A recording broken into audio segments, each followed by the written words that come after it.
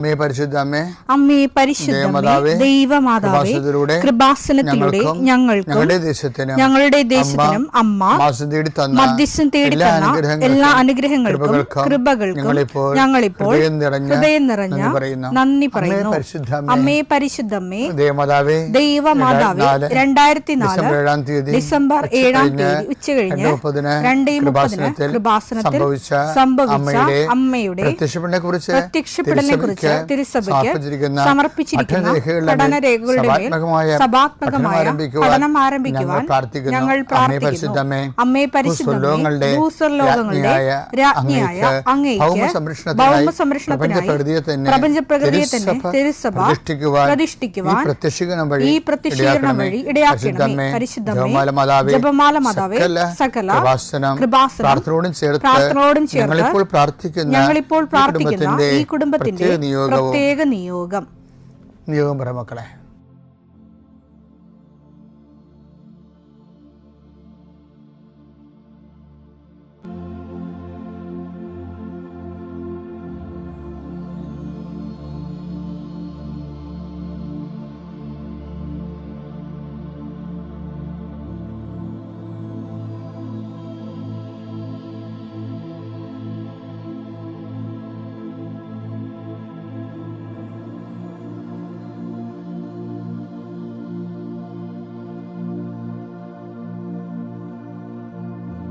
അമ്മയുടെ പ്രത്യക്ഷീകരണത്തിന്റെ ഈ അനുഗ്രഹവേളയിൽ ഞങ്ങൾക്ക് സാധിച്ചു തരുവാൻ കനിയണമേ.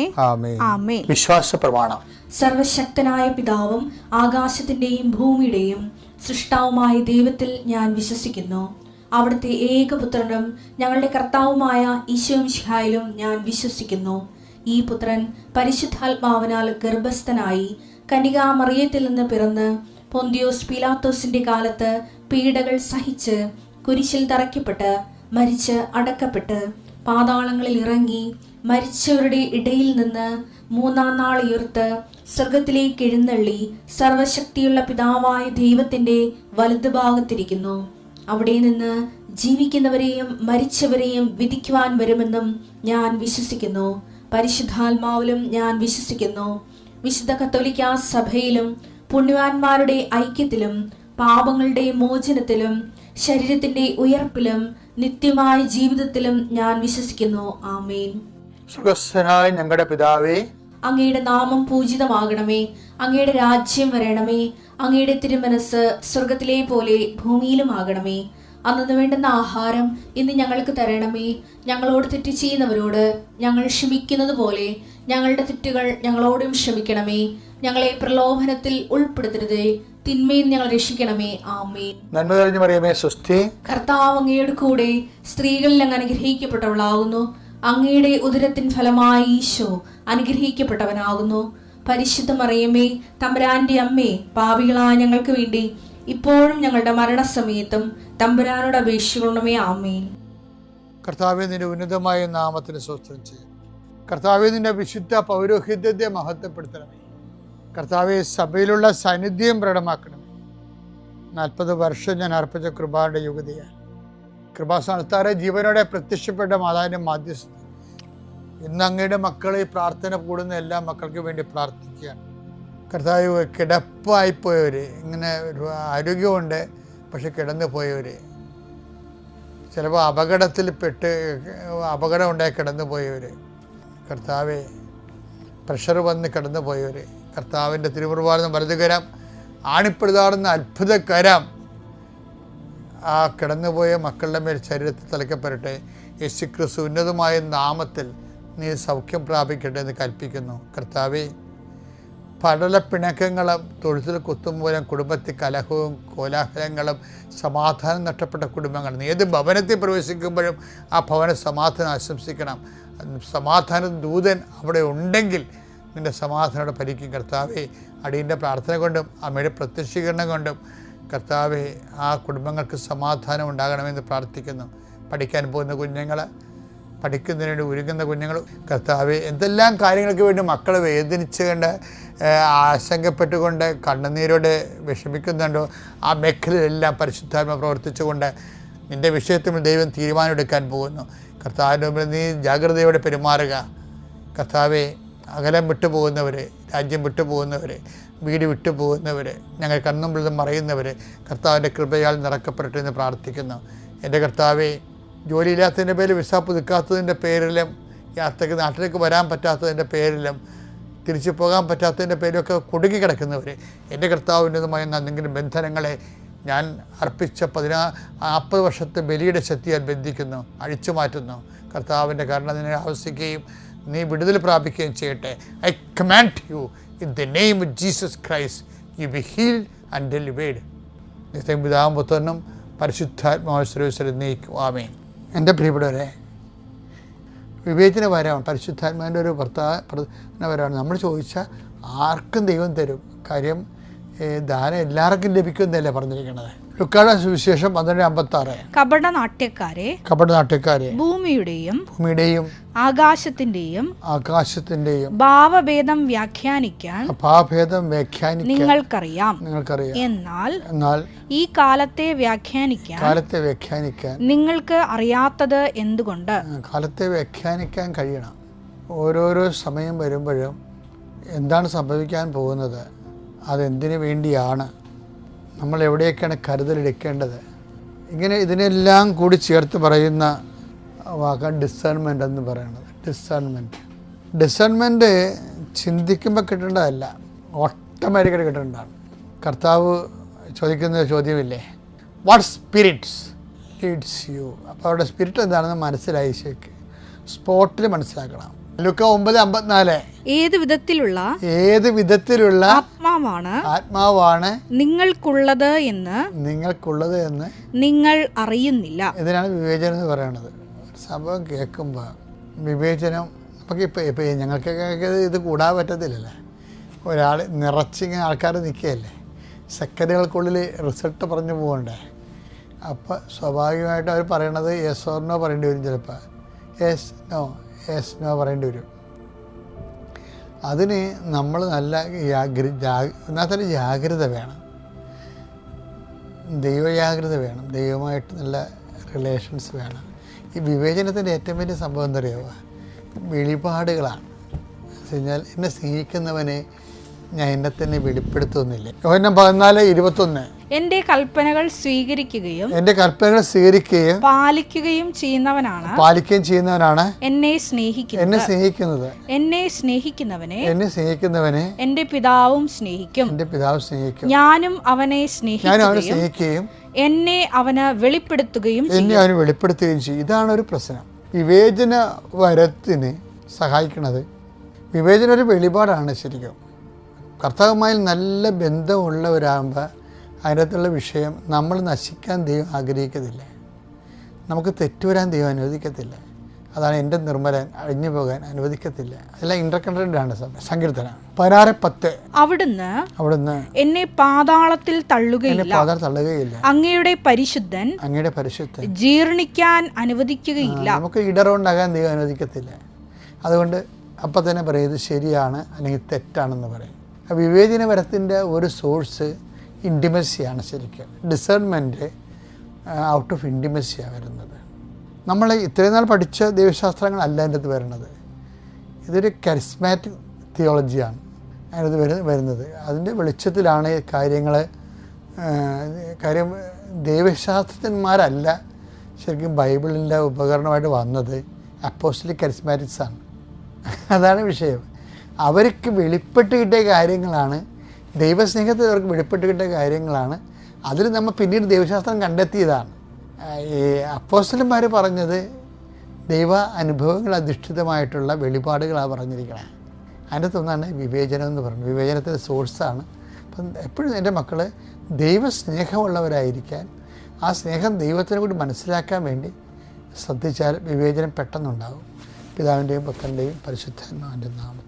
എൻ്റെ പേര് വിദ്യ ലിബിൻ. ഞാൻ കോട്ടയത്തു നിന്നാണ് വരുന്നത്.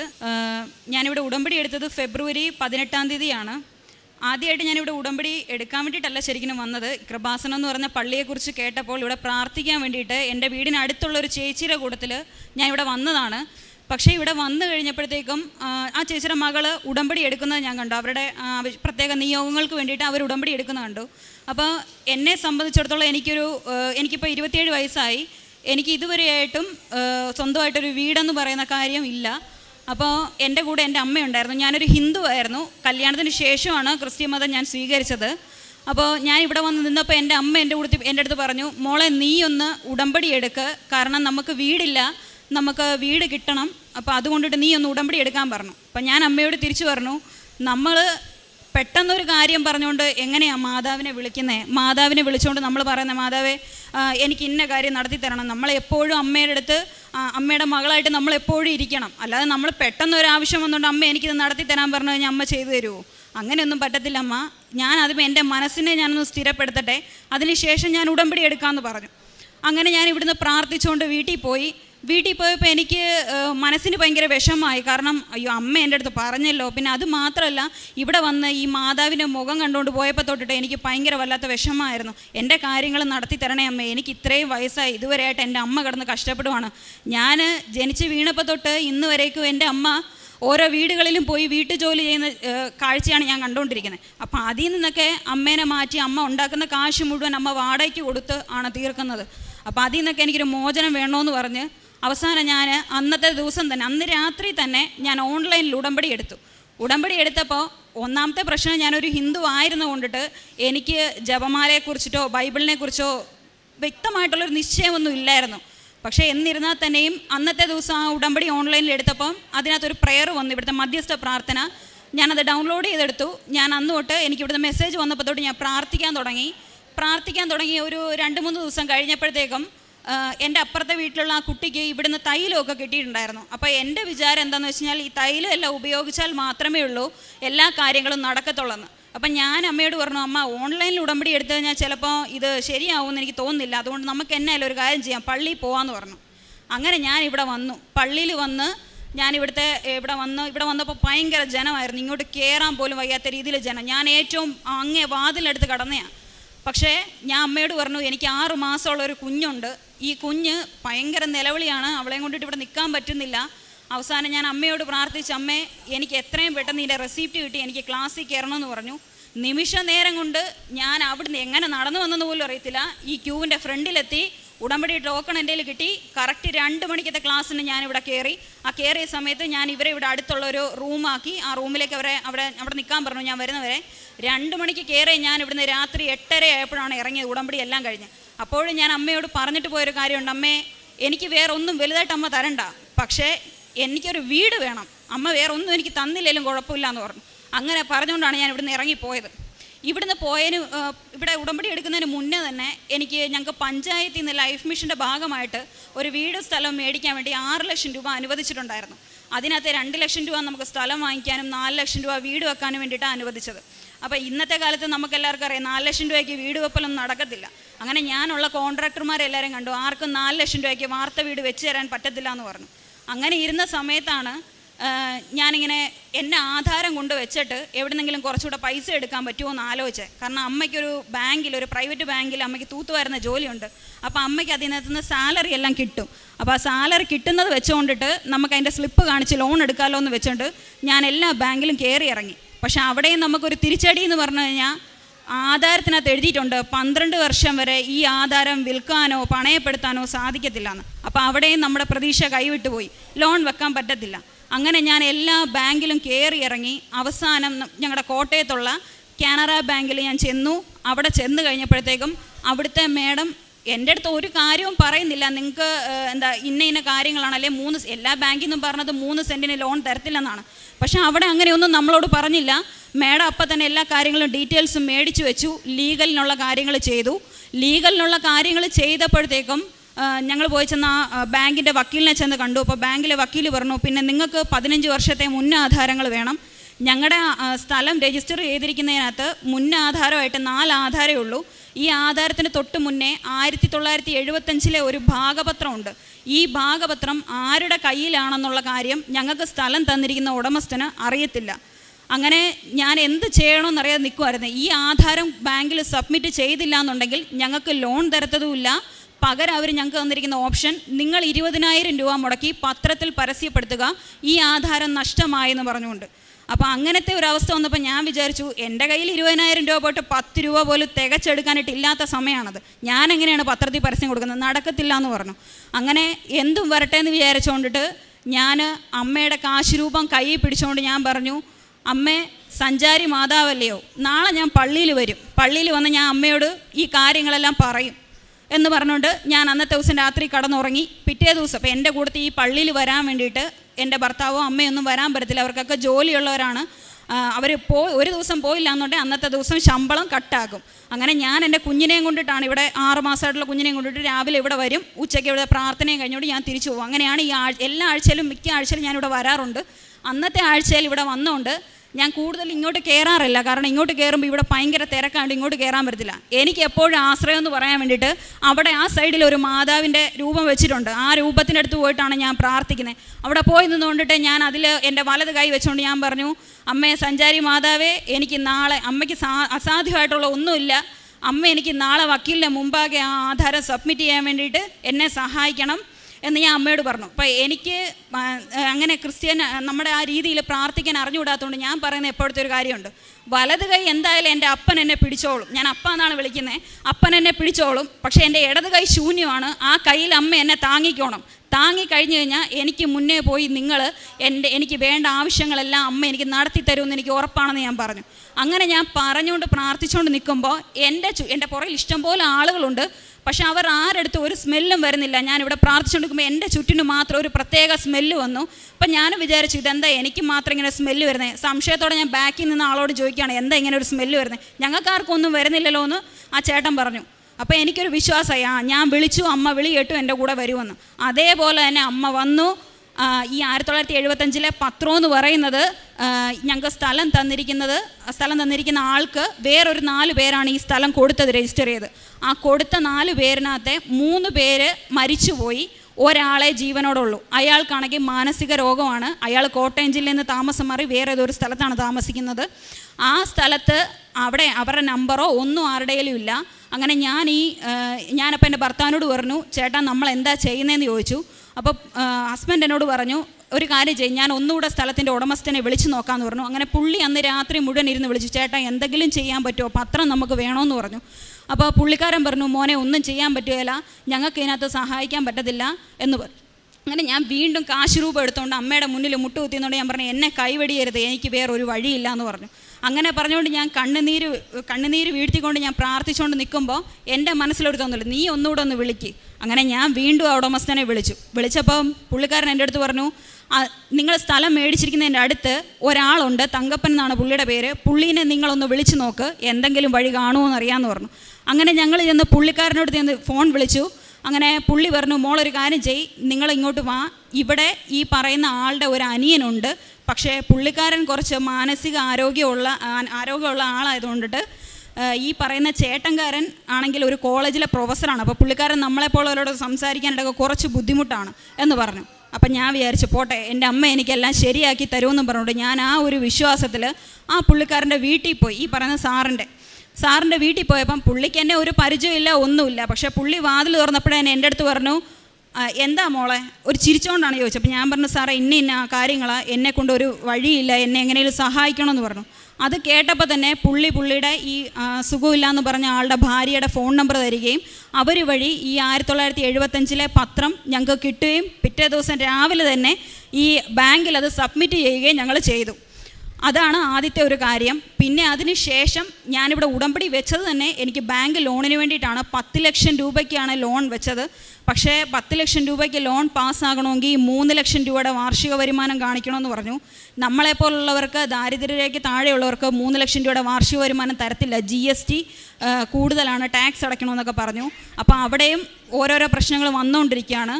അങ്ങനെ ഇരുന്ന സമയത്ത് ഞാൻ മേഡത്തിനോട് പറഞ്ഞു, മേഡം ഞാനൊന്ന് ശ്രമിച്ച് നോക്കട്ടെ, വേറെ എന്തെങ്കിലും വഴി ഉണ്ടോ എന്ന്. അങ്ങനെ അക്ഷയ സെൻറ്ററിൽ പോയി ഞാൻ 2.5 ലക്ഷം രൂപയ്ക്ക് വെറുതെ ഒരു ഇത് കൊടുത്തു. 2.5 ലക്ഷം രൂപയ്ക്കല്ല, 3 ലക്ഷം രൂപയ്ക്ക് തന്നെ ഞാൻ വരുമാന സർട്ടിഫിക്കറ്റ് കൊടുത്തു. പക്ഷേ 2 ദിവസമായിട്ട് എനിക്ക് ഒരു വരുമാന സർട്ടിഫിക്കറ്റ് കിട്ടുന്നില്ല.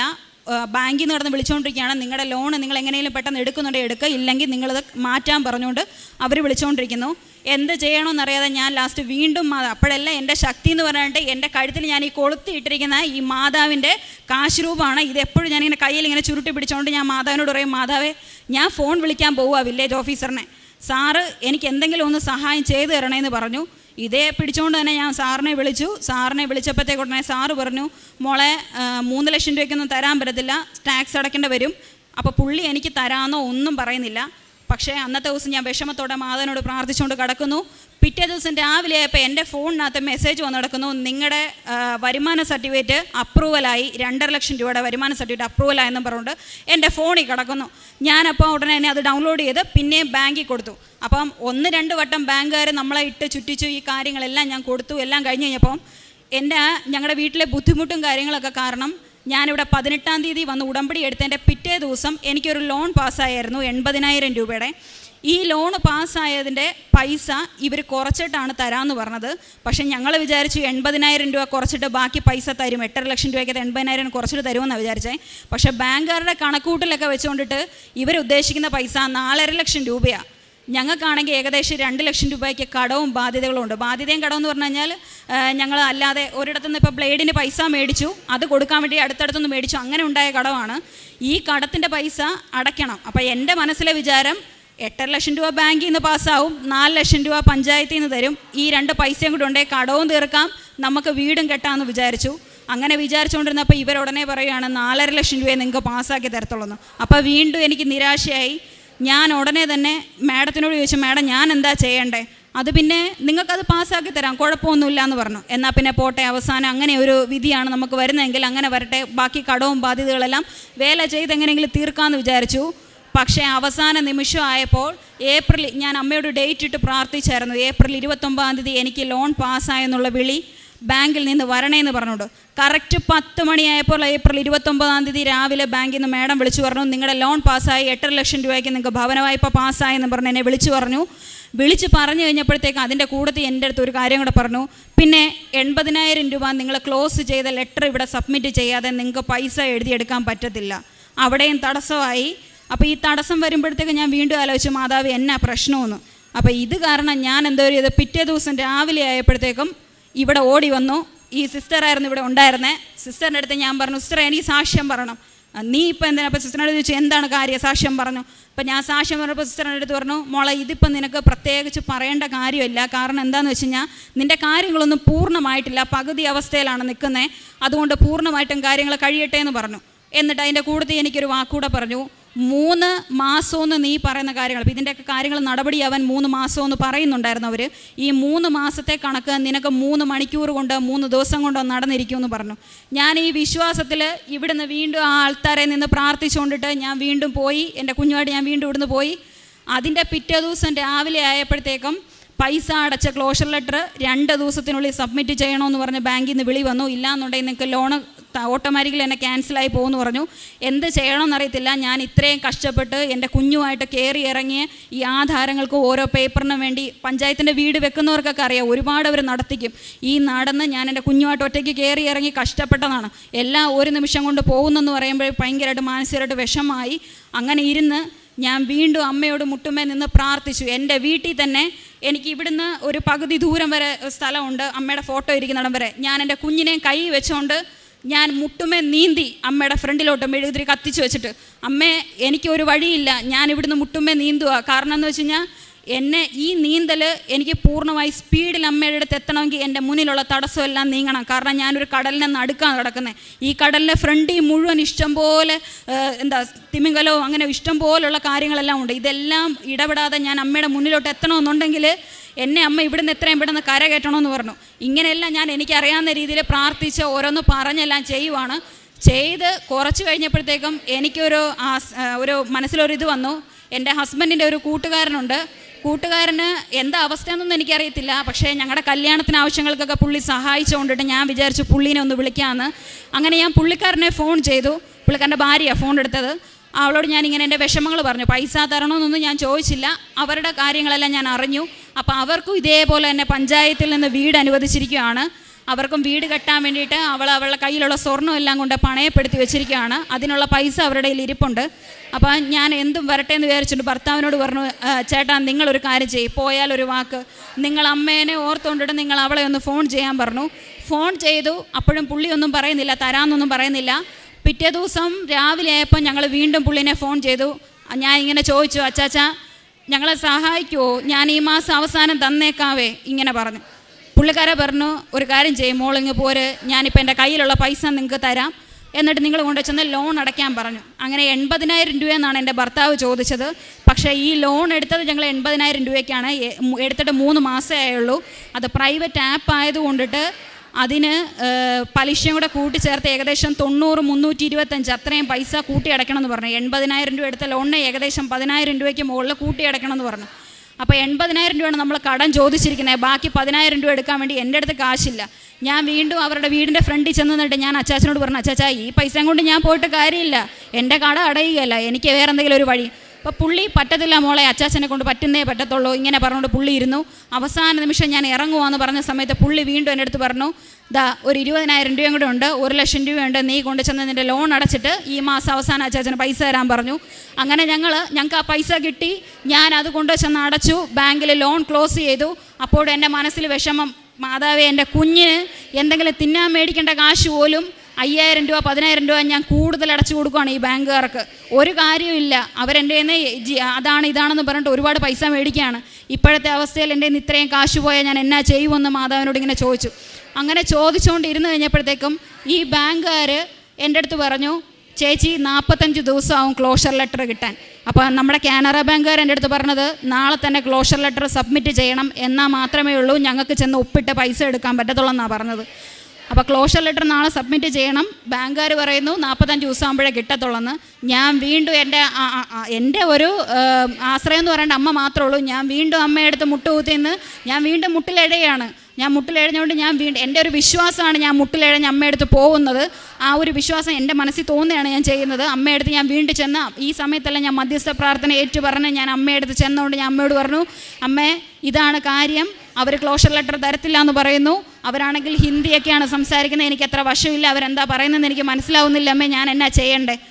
അത് പറഞ്ഞു, ഫോൺ വെച്ചു. വൈകുന്നേരം ആയപ്പോൾ ഈ ബാങ്കിൻ്റെ ഒരാൾ, ബാങ്കിൽ ജോലി ചെയ്യുന്ന ഒരാൾ എൻ്റെ അടുത്ത് പറഞ്ഞു, മാഡം നിങ്ങളുടെ NOC റെഡിയായി, ഞാൻ ദാ സെൻഡ് ചെയ്യുന്നു. ഫോണിനകത്ത് നോക്കിയപ്പോൾ NOC വന്ന് കിടക്കുന്നു. NOC അങ്ങനെ അതും കിട്ടി. അതും കൊണ്ട് ബാങ്കിൽ കൊണ്ട് ചെന്ന് കൊടുത്തു. ലോൺ പാസ്സായി 8,00,000 രൂപ. ആ 8,00,000 രൂപയുടെ സർട്ടിഫിക്കറ്റ് ഞാൻ കൊണ്ടുവന്നിട്ടുണ്ട്. കഴിഞ്ഞ ദിവസം ഞായറാഴ്ച, വെള്ളിയാഴ്ച പോയി ചെന്ന് ഞങ്ങൾ സൈൻ ചെയ്തു. ഞായറാഴ്ച ഞങ്ങളുടെ വീടിൻ്റെ കുറ്റിയടിയായിരുന്നു. വീടിൻ്റെ പണിയെല്ലാം തുടങ്ങി വെച്ചു. അങ്ങനെ ഞാൻ അമ്മയോട് വെച്ചിരുന്ന നിയോഗങ്ങളിൽ 26 വർഷത്തെ എൻ്റെ കുടുംബത്തിൻ്റെ സങ്കടം ഈ ഒരു കാര്യത്തിലൂടെ എനിക്ക് നടന്നു കിട്ടി. അതുമാത്രമല്ലാതെ ഞാൻ അമ്മയോട് വെച്ചിരുന്ന ഒരു പ്രാർത്ഥനയുണ്ട്, എൻ്റെ 6 മാസമുള്ള കുഞ്ഞിനെ അമ്മയുടെ കൈവെള്ളയിൽ അമ്മ പൊതിഞ്ഞ് സൂക്ഷിച്ചോണേ. കാരണം വീട്ടിൽ ആരും ഇല്ലാത്ത സമയമാണ്, എനിക്ക് അടുക്കളയിൽ ചോറും കറിയും ഉണ്ടാക്കണം, ഭർത്താവ് വരുമ്പോൾ ആഹാരം കൊടുക്കണ്ടയോ, അപ്പോൾ എന്നാ ചെയ്യും? കുഞ്ഞിനെ അമ്മ നോക്കിക്കോണെന്ന് എപ്പോഴും പറയും. അങ്ങനെ അമ്മയുടെ രൂപം വെച്ചിരിക്കുന്നതിൻ്റെ അടുത്ത് ഞാൻ കുഞ്ഞിനെ എപ്പോഴും കടത്തിക്കൊണ്ട് പോകുമായിരുന്നു. ഇടയ്ക്കുള്ള സമയത്ത് തൊട്ടിലിലും കിടത്തും. വാടക വീടായതുകൊണ്ട് മേളിലെ ഹുക്കും കാര്യങ്ങളൊന്നും ഇല്ല തൊട്ടിൽ തൂക്കിയിടാൻ വേണ്ടിയിട്ട്. 2 ജനലിൽ നിന്ന് സാരി വലിച്ച് കെട്ടിയാണ് ഞങ്ങൾ തൊട്ടിൽ കെട്ടിയിരുന്നത്. അങ്ങനെ ഈ സാരിക്കകത്തുനിന്ന് ഒരു വശം പൊട്ടി കുഞ്ഞ് പടാന്ന് പറഞ്ഞ് താഴെ വീണു. ഭയങ്കര സൗണ്ടായിരുന്നു. 6 മാസം തികഞ്ഞതേ ഉള്ളൂ. ആ കുഞ്ഞ് നിലത്ത് വീണു. ഞാൻ സൗണ്ട് കേട്ട് ഓടി ചെന്നപ്പോൾ ഈ കുഞ്ഞ് വെള്ള സാരിയിലാണ് തൊട്ടിൽ കെട്ടിയിരുന്നത്. വെള്ള സാരിയിൽ പൊതിഞ്ഞ്, നമ്മളൊരു കൈക്കുഞ്ഞിനെ, പ്രസവിച്ച കുഞ്ഞിനെ നമ്മളെങ്ങനെ ആശുപത്രിയിൽ നിന്ന് പൊതിഞ്ഞെടുത്തുകൊണ്ട് വരുന്നത്, അതേപോലെ പൊതിഞ്ഞ് കുഞ്ഞിൻ്റെ തല മാത്രം കാണുന്ന രീതിയിൽ ബാക്കിയുള്ള എല്ലാ ശരീരവും പൊതിഞ്ഞ് കുഞ്ഞിനെ നിലത്ത് കടത്തിയിരിക്കുകയാണ്. കുഞ്ഞ് അമ്മയുടെ ഫോട്ടോ ഇരിക്കുന്ന ഭാഗം നോക്കി ചിരിച്ചുകൊണ്ടിരിക്കുന്നു. അപ്പോഴേ തന്നെ ഞാൻ അവിടെ മുട്ടുകുത്തി നിന്ന് തൈലം എടുത്ത് കുഞ്ഞിൻ്റെ മുഖത്ത് നെറ്റിയിൽ ഞാൻ കുരിശ് വരച്ചുകൊണ്ട് ഞാൻ അമ്മയോട് നന്ദി പറഞ്ഞു. എനിക്ക് നല്ല ഉറപ്പാണ് അമ്മയാണ് കാത്തതെന്നുള്ളത്. അത് കഴിഞ്ഞ് 2-3 ആഴ്ച കഴിഞ്ഞപ്പോൾ കുഞ്ഞ് പുറകോട്ട് ആയാനൊക്കെ തുടങ്ങി. അങ്ങനെ വീണ്ടും തൊട്ടിൽ കുറച്ചുകൂടെ താത്തിയാണ് കെട്ടിയത്. പക്ഷേ എന്നിരുന്നാലും കുഞ്ഞ് ആഞ്ഞ സമയത്ത് കട്ടിലിനെ മേളിലോട്ടാക്കിയാണ് കെട്ടിയത്. കട്ടിലിലോട്ട് തന്നെ മറിഞ്ഞു വീണു. പക്ഷെ ഒരു സൗണ്ടും കേട്ടില്ല. കുഞ്ഞ് വീഴുന്ന സൗണ്ട് ഒന്നും കേട്ടില്ല. വെളിയിലൊന്നും ഒരു സൗണ്ടും ഇല്ല. പക്ഷെ ഞാൻ സൗണ്ടൊന്നും കേട്ടില്ല. കുഞ്ഞുരുണ്ട് ഇതേപോലെ കട്ടിലിൻ്റെ അറ്റത്ത് വന്ന് കിടക്കുകയാണ്. വീണ്ടും അവൾ കമന്ന് കിടന്നുകൊണ്ട് മാതാവിനെ നോക്കി അവളുടെ ഭാഷയിൽ എന്തൊക്കെയോ പറഞ്ഞുകൊണ്ടിരിക്കുന്നത് ഞാൻ കാണും. അവൾ ഭയങ്കര സന്തോഷത്തോടുകൂടി മാതാവിൻ്റെ മുഖത്ത് നോക്കി എന്തൊക്കെയോ പറയുക. ഞാനിത് കണ്ടുകൊണ്ടിട്ട് ഞാൻ എൻ്റെ ഭർത്താവിനോട് പറഞ്ഞു, അച്ഛാ കുഞ്ഞെന്തൊക്കെയോ മാതാവിനോട് പറയുന്നുണ്ട്, മാതാവ് ഈ വീട് വിട്ട് എവിടെയും പോയിട്ടില്ല, മാതാവ് ഇവിടെ തന്നെ ഉണ്ട്, നമ്മുടെ കൂടെ തന്നെ ഉണ്ടെന്ന് പറഞ്ഞു. ഇതും പറഞ്ഞ് എല്ലാ ദിവസവും എനിക്ക് ഓരോ അത്ഭുതം എൻ്റെ ജീവിതത്തിൽ വന്നുകൊണ്ടിരിക്കുന്നത്. ഇതെല്ലാം ഭർത്താവുമായിട്ട് ജോലി കഴിഞ്ഞ് വരുമ്പോൾ ഞാനിങ്ങനെ പറയും, അച്ഛാ ഇന്ന കാര്യങ്ങളാണ്, ഇന്ന് ഇതെല്ലാം ഉണ്ടായെന്ന് ഇങ്ങനെ പറഞ്ഞുകൊണ്ടിരിക്കുക. അന്ന് അതിനുശേഷം ഞാനിങ്ങനെ നോക്കാൻ നേരത്ത് ഈ 6 മാസത്തോളം എൻ്റെ കുഞ്ഞിനെ എല്ലാ ദിവസവും വൈകിട്ട് ജപമാല പഠിക്കാൻ വേണ്ടിയിട്ട് ഞാൻ എൻ്റെ മടിയിൽ ചാരിയിരുത്തും. ഈ ജപമാല ഞാൻ പഠിക്കാൻ തുടങ്ങി. അത് ഈ പ്രത്യക്ഷീകരണ മധ്യസ്ഥ പ്രാർത്ഥന ചൊല്ലുന്നവരേക്കും എൻ്റെ കുഞ്ഞ് ഒന്നും മിണ്ടാതെ അമ്മയുടെ മുഖത്തോട്ട് നോക്കി, മാതാവിൻ്റെ മുഖത്തോട്ട് നോക്കി മിണ്ടാതെ അവൾ പ്രാർത്ഥനയിൽ ഇങ്ങനെ ശ്രദ്ധിച്ചുകൊണ്ടിരിക്കും. നമ്മൾ എന്താണ് പ്രാർത്ഥിക്കുന്നതെന്നുള്ളത് അവളൊന്ന് കരയത്തത് പോലുമില്ല. അവൾക്ക് കുരിശ് വരച്ച് കൊടുത്തതിന് ശേഷം അവൾ നമ്മളെ നോക്കി ഒന്ന് ചിരിക്കും. അതിൻ്റെ എന്ത് കാരണമെന്ന് പോലും മറ്റുള്ളവർക്ക് ആർക്കും അറിയത്തില്ല. പക്ഷേ എനിക്ക് നല്ലപോലെ അറിയാം, അമ്മയുടെ കയ്യിൽ ഞാൻ കൊടുത്ത ഒരു കാര്യമാണ്, അമ്മ എൻ്റെ കുഞ്ഞിനെ അമ്മ സംരക്ഷിച്ചോണമെന്ന്. ഇന്ന് ഈ നിമിഷം വരെയും അമ്മ എൻ്റെ കുഞ്ഞിനെ അതേപോലെ തന്നെ എനിക്ക് വേണ്ടി സംരക്ഷിച്ച് തരുന്നുണ്ട്. അതിൽ ഞാൻ നന്ദി പറയാണ്. പിന്നെ അതേപോലെ തന്നെ പ്രേക്ഷിത പ്രവർത്തനത്തിൻ്റെ കാര്യം, ഈ കുഞ്ഞിനെയും കൊണ്ടിട്ട് വീട്ടിൽ വേറെ ആരുമില്ല, പ്രേക്ഷിത പ്രവർത്തനം ചെയ്യാനായിട്ടൊന്നും എന്നെക്കൊണ്ട് നടക്കുകയില്ല. അപ്പോൾ വെളിയിൽ നിന്ന് കടയിൽ നിന്ന് ആഹാരം മേടിച്ച് ആർക്കെങ്കിലും കൊടുക്കാമെന്ന് വെച്ച് കഴിഞ്ഞാൽ എനിക്ക് അതിനുള്ള കാശില്ല. അപ്പോൾ ഞാൻ എന്തൊരു ചെയ്തതെന്ന് വെച്ച് കഴിഞ്ഞാൽ വീട്ടിലെ റേഷനറി ഉണ്ട്, ഞാൻ അതെടുത്ത് വെച്ച് കഞ്ഞി വെച്ചുകൊണ്ട് ഞങ്ങളുടെ അടുത്ത് നാഗമ്പടത്തൊരു പള്ളിയുണ്ട്, ആ പള്ളിയിൽ കൊണ്ട് ചെന്ന് അവിടെ കാല് പോയവരും കൈ പോയവരും അങ്ങനെ ഒരുപാട് അപ്പാപ്പന്മാരും അമ്മാമ്മമാരും ഇരിപ്പുണ്ട്. ഇവർക്കൊക്കെ കൊണ്ട് ചെന്ന് ഞാൻ കൊടുക്കും. ഈ കുഞ്ഞിനെ വെച്ചുകൊണ്ട് തന്നെ ഞാൻ അവർക്കെല്ലാവർക്കും ആഹാരം കൊണ്ട് ചെന്ന് ഉച്ചയ്ക്ക് കൊണ്ട് ചെന്ന് കൊടുക്കുമായിരുന്നു. പിന്നെ അതേപോലെ തന്നെ ഞങ്ങളുടെ അടുത്ത പൊൻപള്ളി എന്ന് പറയുന്ന സ്ഥലത്ത് ഒരു അപ്പാപ്പന്മാരെ താമസിപ്പിക്കുന്ന ഒരു സ്ഥലമുണ്ട്, സുഖമില്ലാത്ത അപ്പാപ്പന്മാരെ. അവിടെ എല്ലാ ശനിയാഴ്ചയും രാത്രിയിലത്തെ ആഹാരം ഞാൻ വീട്ടിൽ തന്നെ വെച്ച് ആഹാരം ഉണ്ടാക്കിക്കൊണ്ട് അവർക്ക് കൊണ്ട് ചെന്ന് കൊടുക്കും. അവിടെ 20 അംഗങ്ങളുണ്ട്. അവരെല്ലാവരും എനിക്ക് വേണ്ടി പ്രാർത്ഥിക്കുന്നുമുണ്ട്. പിന്നെ അതേപോലെ തന്നെ പ്രേക്ഷിത പ്രവർത്തനമായിട്ട് എനിക്കിവിടുത്തെ പത്രം, ഈ പത്രം എനിക്ക് എല്ലായിടത്തും കൊണ്ടുചെന്ന് കൊടുക്കാമെന്ന് പറഞ്ഞു കഴിഞ്ഞാൽ പത്രം ബാഗിൽ നിന്ന് എടുക്കുമ്പോൾ തന്നെ കുഞ്ഞ് പത്രം പിടിച്ച് വലിക്കും. അങ്ങനെ അതൊക്കെ ബുദ്ധിമുട്ടായത് കൊണ്ടിട്ട് ബാഗും തൂക്കിയിട്ട് കുഞ്ഞിനെ എടുത്തുകൊണ്ട് നടക്കാനുള്ള ബുദ്ധിമുട്ടായതുകൊണ്ട് ഞാൻ അമ്മയോട് പറഞ്ഞു, അമ്മേ ഞാൻ എന്നാ ചെയ്യണ്ടേ? അങ്ങനെ ഞാനിങ്ങനെ ആലോചിച്ചുകൊണ്ടിരുന്നപ്പോഴാണ് എനിക്ക് മനസ്സിനകത്ത് തന്നെ തോന്നിച്ചത്, ഈ പത്രമെല്ലാം നീ നെറ്റിൽ കയറി അതിന് നമ്മുടെ കൃപാസനത്തിൻ്റെ ഇത് ഒഫീഷ്യൽ പേജിൽ കിടപ്പുണ്ട്, പത്രം ഈ പേപ്പർ എന്ന് പറഞ്ഞ് അതിൽ നിന്ന് കയറി ഞാൻ ഡൗൺലോഡ് ചെയ്തു. അത് വീഡിയോ ആക്കി ഞാൻ ആ വീഡിയോ എടുത്ത്, എനിക്ക് ഷെയർ ചാറ്റിലൊക്കെ അക്കൗണ്ടുണ്ട്, കൃപാമാതാവ് എന്ന് പറയുന്നത്, ആ അക്കൗണ്ടിലേക്ക് ഞാൻ വീഡിയോ ആയിട്ട് എടുത്തിട്ടു. ഏകദേശം 2.3K ആളുകളോളം പോലെ തന്നെ എന്നെ ഫോളോ ചെയ്യുന്നുണ്ട്. അവർക്ക് മുഴുവനായിട്ട് അവരിത് കാണും, അവരുടെ പ്രാർത്ഥനകൾ എന്നോട് പറയും, ഞാൻ അവർക്ക് വേണ്ടി പ്രാർത്ഥിക്കും.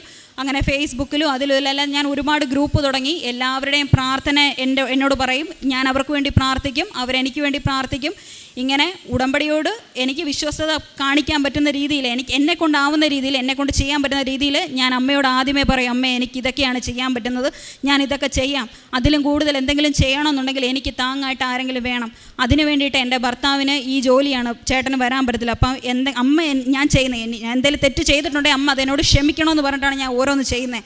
ഇത് മാത്രമല്ലാതെ കുമ്പസരിക്കണമെന്ന് പറഞ്ഞിട്ടുണ്ട് നമ്മൾ 2 ആഴ്ച കൂടുമ്പോൾ. അപ്പോൾ ഒന്നാമത്തെ കാര്യം, എനിക്ക് നേരവേ കുമ്പസരിക്കുന്നത് എങ്ങനെയാണെന്ന് അറിയത്തില്ല. അപ്പോൾ ഒരു കാര്യം അറിയാം ആദ്യമേ എങ്ങനെയാണ് പറയുന്നതെന്ന്, പിതാവേ ഞാൻ പാപിയാവുന്നു, എൻ്റെ പാപങ്ങൾ അവിടുന്ന് ക്ഷമിക്കണമെന്ന് മാത്രം പറയാനറിയാം. എന്നിട്ട് ഞാനിങ്ങനെ നിരത്തി പിടിച്ച് എനിക്ക് എന്തെല്ലാം കാര്യങ്ങളുണ്ടോ ഈ കാര്യങ്ങളെല്ലാം ഞാൻ പറയുന്നത്.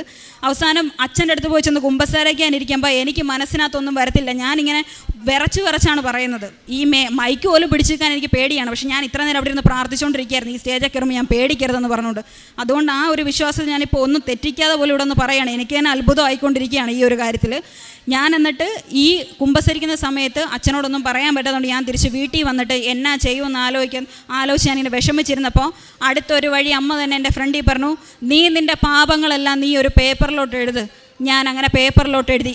അങ്ങനെ പേപ്പറിലോട്ട് എഴുതിയിട്ട് ഞാൻ അമ്മയുടെ ഫ്രണ്ടിൽ മെഴുകുതിരി കത്തിച്ചിട്ട് ഞാൻ മുട്ടുമ്മേ നിന്നിട്ട് അമ്മയോട് പറഞ്ഞു, അമ്മേ എൻ്റെ അപ്പനെ ഞാൻ പാപിയാണ്, എൻ്റെ പാപങ്ങൾ എന്നോട് ക്ഷമിക്കണം, എൻ്റെ പാപങ്ങൾ ഞാൻ ഏറ്റു പറഞ്ഞിട്ട് ഞാൻ ഇവിടുന്ന് ഫ്രണ്ടിൽ നിന്ന് ഒരു തിരുവചനങ്ങളുടെ ബോക്സ് മേടിച്ചുകൊണ്ട് പോയിട്ടുണ്ടായിരുന്നു. ഇതിൽ നിന്ന് ഞാൻ എടുക്കുന്ന വചനം എന്നോടുള്ള ക്ഷമയായിരിക്കണമേ എന്ന് ഞാൻ പറഞ്ഞു. അങ്ങനെ ഞാൻ ഈ എഴുതിയിരിക്കുന്ന കാര്യങ്ങളെല്ലാം മുട്ടുമേ നിന്ന് അമ്മയോട് പറഞ്ഞു.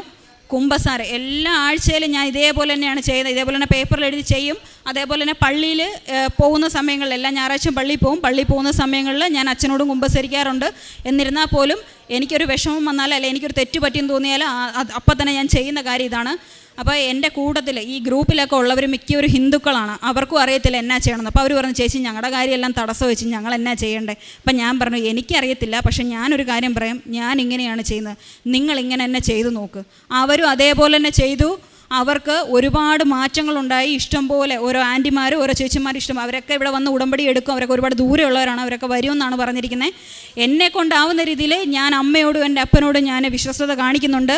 എനിക്ക് ഒരു കാര്യം പൂർണ്ണ ഉറപ്പാണ്, എൻ്റെ ജീവിതത്തിൽ ഞാൻ എത്രത്തോളം തളർന്നു നിന്ന സമയത്തെല്ലാം എന്നെ കൈകളിലെടുത്ത എൻ്റെ അമ്മയ്ക്കും അപ്പനും ഒരുപാട് നന്ദിയാണ് എനിക്കുള്ളത്. എനിക്ക് എൻ്റെ വീട് കിട്ടിയത് ഉൾപ്പെടെയുള്ള എല്ലാ കാര്യങ്ങളിലും എൻ്റെ ജീവിതകാലം മുഴുവൻ അമ്മയുടെ ഒരു സ്ഥിര സാക്ഷിയായിട്ട് ഉയർത്താൻ വേണ്ടി ഞാൻ അമ്മയോട് പ്രാർത്ഥിക്കുന്നു.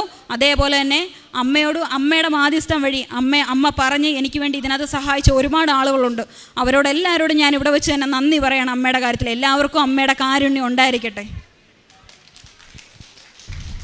നിങ്ങൾ ശാന്തരായിരുന്നാൽ മതി, കർത്താവ് നിങ്ങൾക്ക് വേണ്ടി യുദ്ധം ചെയ്തുകൊള്ളും.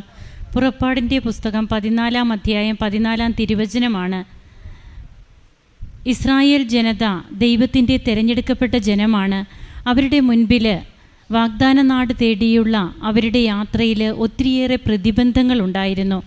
ആ പ്രതിബന്ധങ്ങളൊക്കെ അവർക്ക് തരണം ചെയ്യാൻ പറ്റിയത് വാഗ്ദാന നാട്ടിലേക്കുള്ള ആ യാത്രയിൽ വാഗ്ദാന നാട്ടിലെത്തുവാൻ അവർക്ക് കഴിഞ്ഞത് അവരുടെ കൂടെ അവർ കൊണ്ടുപോയിരുന്ന സാക്ഷ്യപേടകത്തിൻ്റെ ശക്തിയാലാണ്. ഇവിടെ പുതിയ നിയമത്തിലെ വാഗ്ദാന പേടകമാണ് പരിശുദ്ധ അമ്മ. പരിശുദ്ധ അമ്മയെ കൂട്ടുപിടിച്ചുകൊണ്ടാണ് ഓരോ മക്കളും ഉടമ്പടി എടുക്കുക, ഈശോയോട് വാക്ക് കൊടുക്കുക. അമ്മയുടെ മധ്യസ്ഥതയിൽ പിന്നെ എങ്ങനെയാണ് തടസ്സങ്ങൾ മാറിപ്പോകുന്നത് എന്നുള്ളതാണ് നമുക്കിവിടെ കേൾക്കുവാൻ കഴിഞ്ഞത്. വിദ്യാലിബിൻ എന്ന ഈ മകള് തൻ്റെ അനുഭവ സാക്ഷ്യം നമ്മോട് പങ്കുവയ്ക്കുമ്പോൾ മുന്നാധാരം, അതായത് ഏകദേശം 50 വർഷത്തോളം പഴക്കമുള്ള മുന്നാധാരം, അത് കിട്ടാനുണ്ടായിരുന്ന ബുദ്ധിമുട്ടുകൾ, ഇവരുടെ 26 വർഷമായിട്ട് ഒരു വീടില്ലാത്ത അവസ്ഥ, അപ്പോൾ ഒരു വീട് വയ്ക്കണം, ഇതെല്ലാം വളരെ വിവരിച്ച് നാം കേട്ടു. അതിലുണ്ടാകുന്ന തടസ്സങ്ങൾ നാം കേട്ടു. ആ തടസ്സങ്ങൾ എങ്ങനെയാണ് അമ്മയുടെ മധ്യസ്ഥതയിലൂടെ ഈ മകൾക്ക് കൃപകളാക്കി ഈശോ കൊടുക്കുന്നതെന്നാണ് നാം കേട്ടത്. വിശുദ്ധ യോഹന്നാൻ്റെ സുവിശേഷം 1-ാം അധ്യായം 16-ാം തിരുവചനം അതാണ് പറയുക, അവൻ്റെ നാമത്തിൽ വിശ്വസിക്കുന്നവർക്കെല്ലാം കൃപയ്ക്കുമേൽ കൃപ. അതായത് അവരെ എല്ലാവരെയും ഒത്തിരിയേറെ കൃപകൾ കൊണ്ട് പരിശുദ്ധ അമ്മയുടെ മധ്യസ്ഥം വഴി ഈശോ നിറച്ച് അളന്ന് അമർത്തി കുലുക്കി കൊടുക്കുന്ന ഒരു തമ്പുരാനെയാണ് പിന്നീട് നമുക്ക് കാണുവാൻ കഴിയുക. ഈ മകളുടെ അനുഭവ സാക്ഷ്യങ്ങളും തൻ്റെ ലോണിൻ്റെയും ഓരോ കാര്യങ്ങൾ നമ്മോട് പങ്കുവെച്ചത്, അതുപോലെ കുഞ്ഞിന് കിട്ടുന്ന സംരക്ഷണം, ഇതൊക്കെ നമ്മോട് പറയുക ഈ ഒരു കാര്യമാണ്. അതുകൊണ്ടാണ് തിരുവചനം പറയുക, നിങ്ങൾ ശാന്തരായിരുന്നാൽ മതി, കർത്താവ് നിങ്ങൾക്ക് വേണ്ടി യുദ്ധം ചെയ്തുകൊള്ളും. ഈ മകൾ വെറുതെ ഇരിക്കുകയായിരുന്നില്ല. തൻ്റെ പ്രേക്ഷിത പ്രവർത്തനവും കാരുണ്യ പ്രവൃത്തികളുമൊക്കെ ഒരു കുഞ്ഞിനെയും കൊണ്ട് ഈ മകൾ എങ്ങനെ നിർവഹിച്ചു എന്നുള്ളതും കൂടിയാണ് നാം കേട്ടത്. അപ്പോൾ സത്യസന്ധരും വിശ്വസ്തരുമാകുമ്പോൾ ദൈവം ചൊരിയുന്ന കൃപകൾ, അത് കൃപയ്ക്കുമേൽ കൃപ തന്നെയാണ്. നമുക്ക് കരങ്ങളടിച്ച് ഈശോയ്ക്കും അമ്മയ്ക്കും നന്ദി പറയാം, ദൈവത്തെ മഹത്വപ്പെടുത്താം. യേശുവേ നന്ദി, യേശുവേ സ്തുതി, യേശുവേ ആരാധന.